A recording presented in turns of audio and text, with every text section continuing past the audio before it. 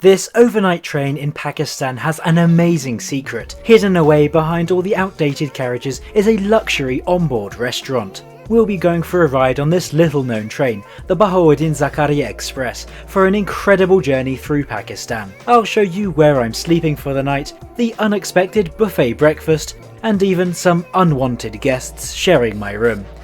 This is going to be a crazy ride, so join me for the journey on Pakistan's secret luxury dining train. Hello and welcome back to another video, where today I'm at Karachi city station in Pakistan and I'm going to be catching the Bahauddin Zakaria Express up to Multan in business class. Now this isn't the most prestigious or the fastest train in Pakistan, however it does have a very special thing in the consist, and that's the premium lounge restaurant. It's going to be an interesting journey up to Multan, let's go! Karachi city is the secondary station here in Pakistan's biggest city. It serves as a terminus for long-distance trains, running all the way from Pakistan's northernmost railway lines. The station first opened in 1861, with Pakistan then under British control, while the current building was constructed in 1935. Karachi city has a ticket office for long-distance trains. Reserving in advance is well advised due to trains often selling out. This ticket office also featured some ticket machines, however these were not working. Well, let's head over to the platforms and see what's happening over there. Before accessing the train, you must first pass through a metal detector, though the armed guards were busy having a chat, so I left them to it. The station has 6 platforms in total. 4 of them are terminal platforms, which feature a canopy and a few benches, as well as some counters selling hot and cold drinks and some packaged snacks. The other 2 platforms are found by first crossing a car park, walking down a narrow alley, and then across some tracks. However, these platforms are rarely used for passenger service, thankfully.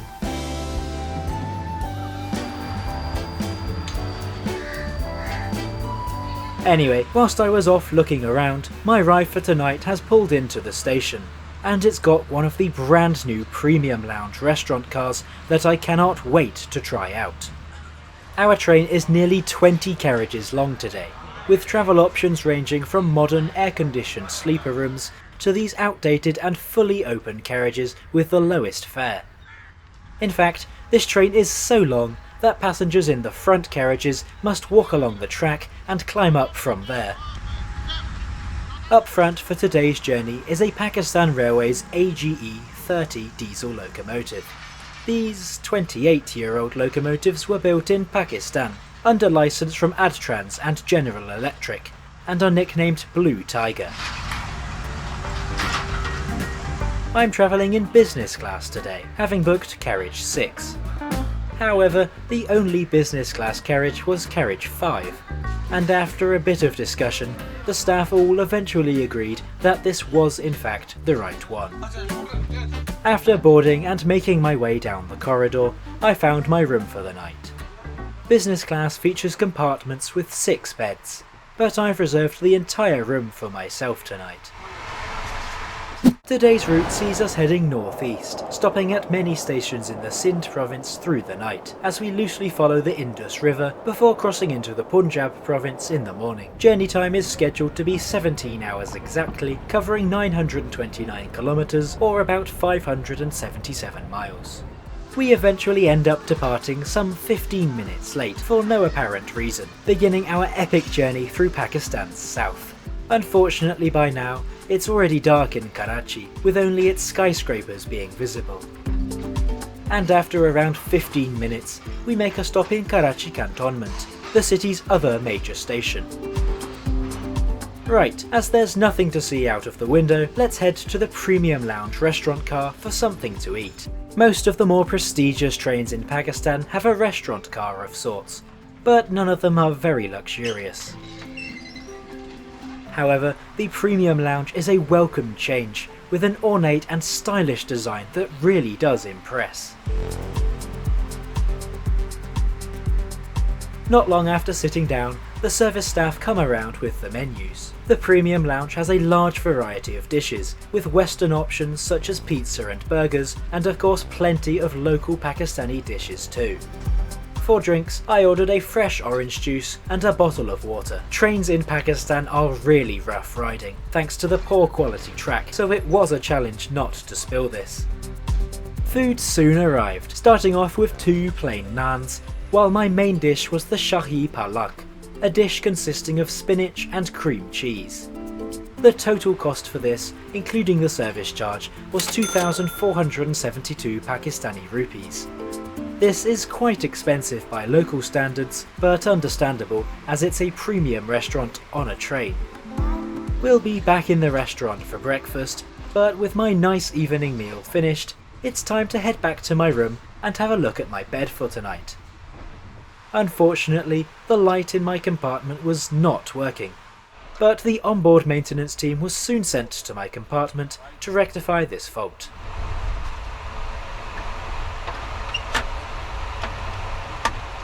We'll have a proper look at the rather basic features this room offers in the morning, but for now, this is my bed for the night. This had a little bit of padding available, nothing luxurious, but just about acceptable. Bed sheets are not included and are not available, though you can rent a soft pillow for a very small extra charge. After a long day exploring, I thought I'd try to get some rest. Though I must admit this wasn't very easy considering how rough the train was. But the poor levels of comfort got even worse when I discovered that I wasn't actually alone in my compartment. I found a cockroach right next to me on my pillow. Yuck.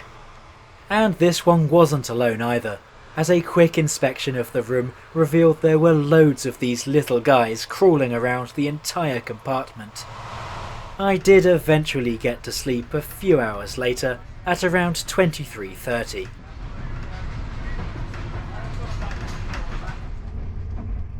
After a restless night, I awake at around 6 o'clock.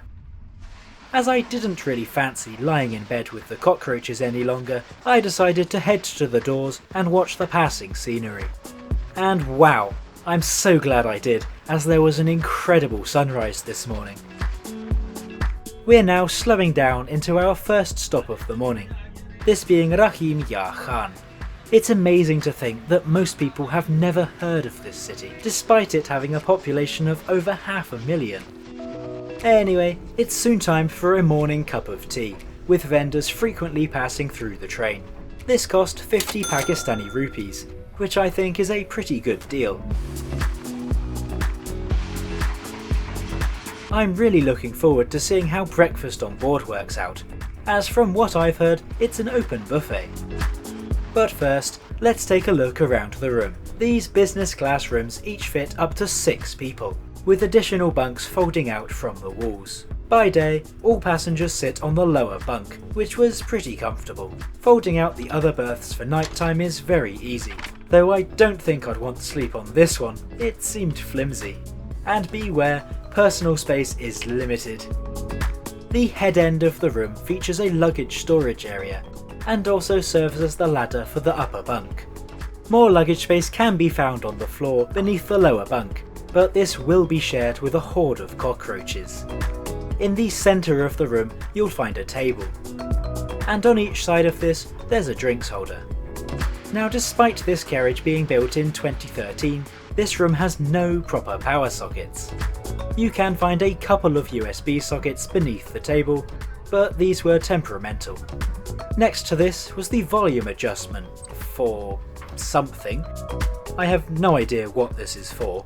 And down here, there is meant to be a bin, but it was missing for some reason. Above the window, there are 4 sliding coat hooks. The window itself has a blackout blind, and I have to say this was really effective. And if you want more light, there's a switch for that on the wall, as well as controls for the room's fan. Back outside, it's suddenly become very dull and miserable. Let's head down to the premium lounge again for breakfast. Anyone on the train is welcome to visit the premium lounge, though it's a very long walk from the economy class carriages at the far end of the train. Don't worry though, I'll be heading down to take a look at this train's cheapest carriages just after breakfast. And speaking of breakfast, here is the onboard buffet option. I've never seen this on a train before, and I thought it was really cool. Cereals and bread were available, but more substantial breakfast foods could also be found in the silver trays here. I kept things simple with a bowl of cornflakes and some bread and butter. The only drink included was this infused water, refreshingly served chilled. The staff also insisted I try the spiced chai for free, and it was fantastic. Breakfast was 1,150 Pakistani rupees, including the service charge. I think this is pretty good value for money, especially if you have more to eat than I did. As breakfast finishes, we pull into another one of our station stops. This is Samasata Junction, where we were supposed to arrive at about 9. As it's now 10:30, we're running about an hour and a half late. Good thing I didn't have anything planned later today. It's nice to get off and stretch your legs at stops like this, but make sure you don't miss the train as it departs. By the way, if you know what the metal frame and cables surrounding the train here are, then please let me know in the comments. As we pull out of Samasata Junction, we also catch a glimpse of one of Pakistan's military trains, used for carrying military personnel to and from their duties.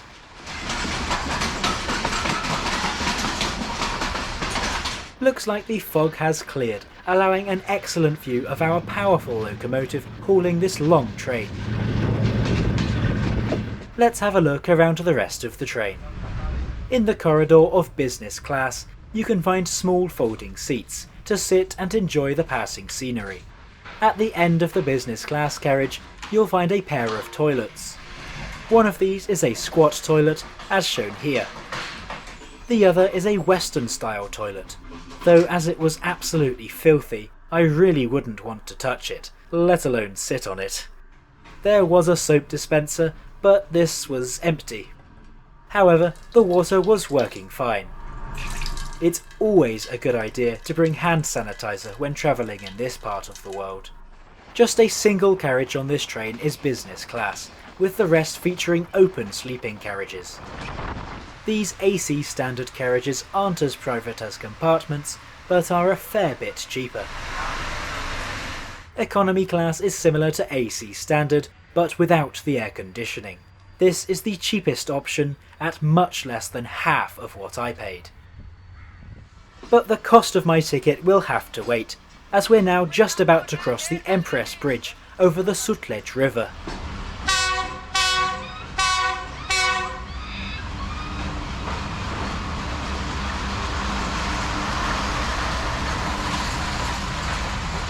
The Empress Bridge opened in 1878, and I have to say, the construction reminds me of the 4th rail bridge in Scotland.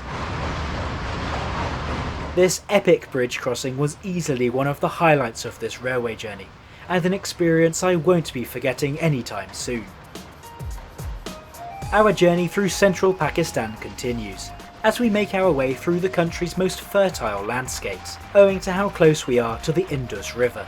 Despite having 26 stops, this train is still an express, and there are many smaller halts en route that we pass through at speed.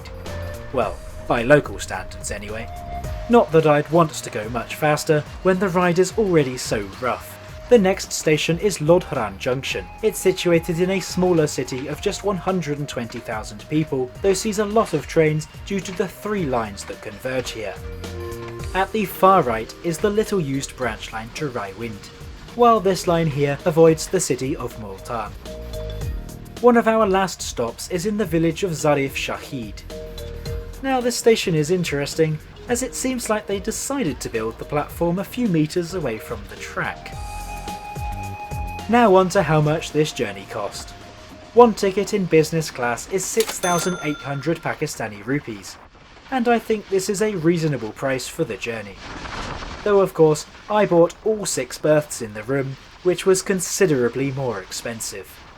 The sprawling suburbs of Multan eventually come into view, as I experience what has to be some of the roughest riding ever on a train.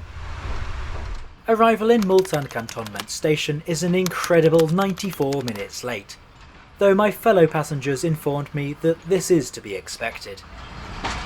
I'm not really sure what to think of this train. On the one hand, the premium lounge was an awesome addition, with a modern and clean interior. However, my business class room was infested with bugs, and that's something I can't really overlook. As always, thanks for watching, and if you want to see what it's like to travel on Pakistan's daytime express trains, then click up here now.